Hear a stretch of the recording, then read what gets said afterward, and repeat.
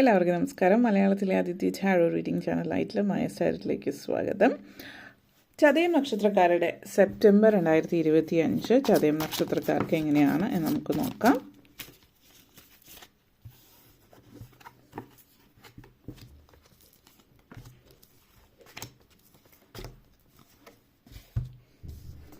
First card 9 of wands energy, second വന്നിട്ട് magician, 3 of Swords, 3 of Pentacles, Knight of Swords, and last card വന്നിട്ട് Ace of Pentacles energy connections ആണ്. നിങ്ങളെ സംബന്ധിച്ചിടത്തോളം life purpose മനസ്സിലാക്കി തരുന്ന ഒരു സാഹചര്യം ഈ ഒരു സമയത്ത് നിങ്ങളെ സംബന്ധിച്ചിടത്തോളം സൂചിപ്പിക്കുന്നുണ്ട്.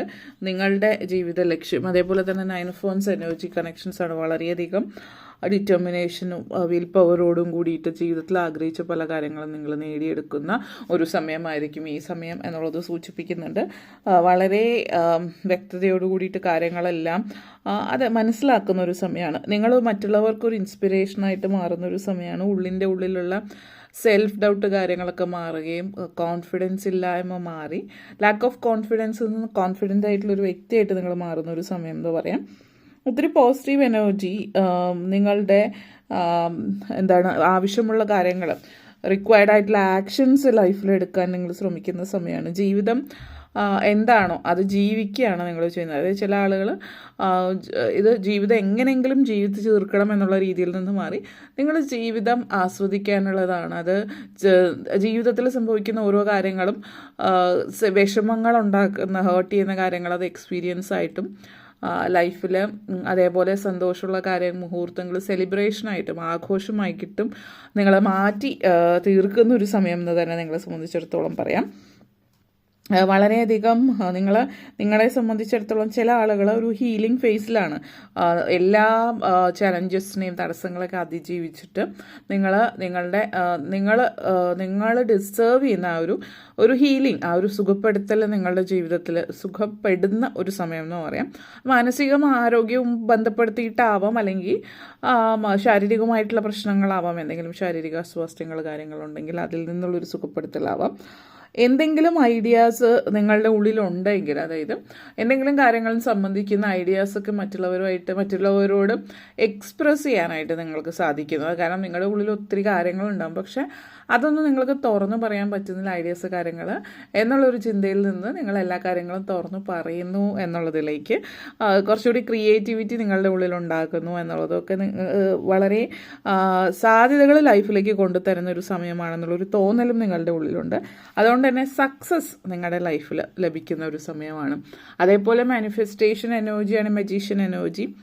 എല്ലാം നിങ്ങളുടെ വിരൽ തുമ്പിൽ, ഞാൻ വിചാരിച്ചാൽ നടക്കാത്തതായിട്ടൊന്നുമില്ല എന്നുള്ളൊരു ചിന്തയിലേക്ക്, അതൊരു അഹം എന്നുള്ള ഭാവത്തിലേക്കല്ല, മറിച്ച് എന്നെക്കൊണ്ട് പറ്റുമെന്നുള്ളൊരു ആത്മവിശ്വാസമാണ് ഇവിടെ നിങ്ങളെ സംബന്ധിച്ചൊരു ഇമോഷണലി വളരെ കണക്റ്റഡ് ആയിട്ടിരിക്കുന്ന ഒരു സമയമാണ്.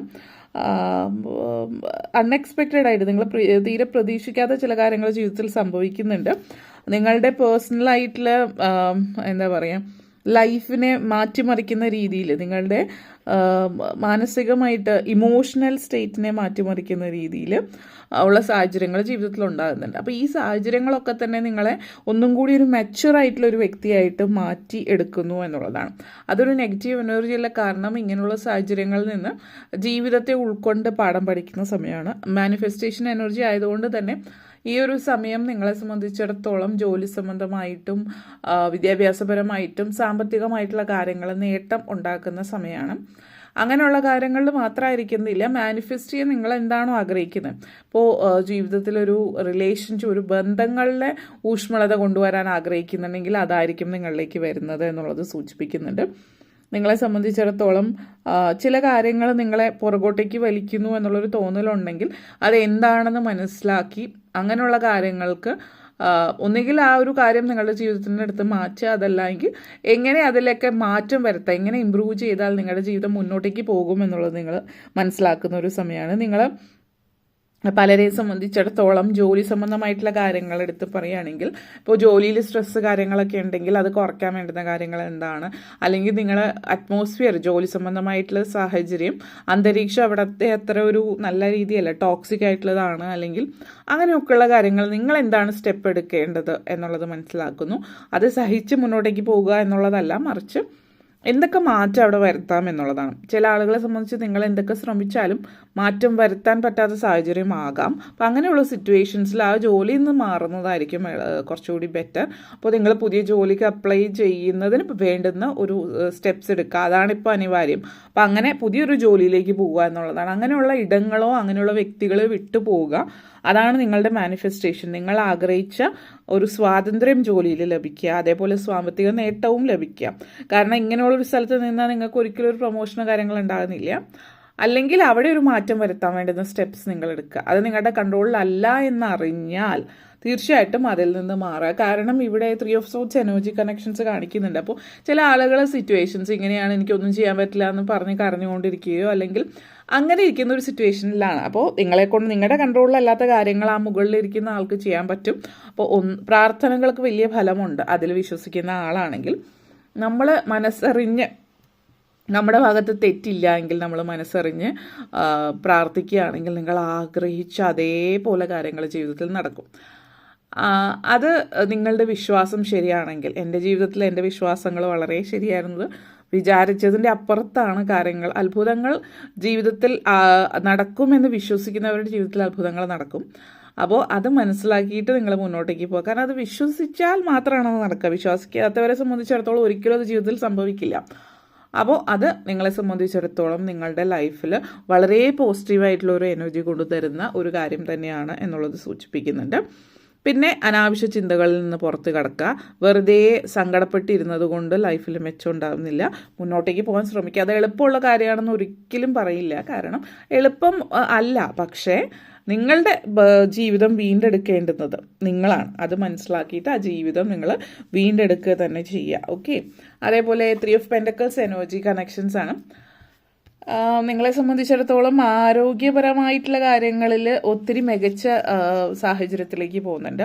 അതേപോലെ തന്നെ സാമ്പത്തിക കാര്യത്തിൽ സാമ്പത്തികമായിട്ട് നിങ്ങൾ നേട്ടങ്ങൾ ഉണ്ടാക്കുന്നുണ്ട്. അത് കൂടുതലായിട്ടൊരു ടീം വർക്കാണ് കാണിക്കുന്നത്. അപ്പോൾ നിങ്ങൾ സൗഹൃദ കൂട്ടായ്മയിൽ നിന്നൊരു സംരംഭം തുടങ്ങുന്നതാവാം, അല്ലെങ്കിൽ നിങ്ങൾക്ക് ഓൾറെഡി ഒരു ബിസിനസ് കാര്യങ്ങൾ ഉണ്ടെങ്കിൽ നിങ്ങൾ ചിലപ്പോൾ അത് പാർട്ട്ണർഷിപ്പിലേക്ക് മാറ്റുന്നതാവാം.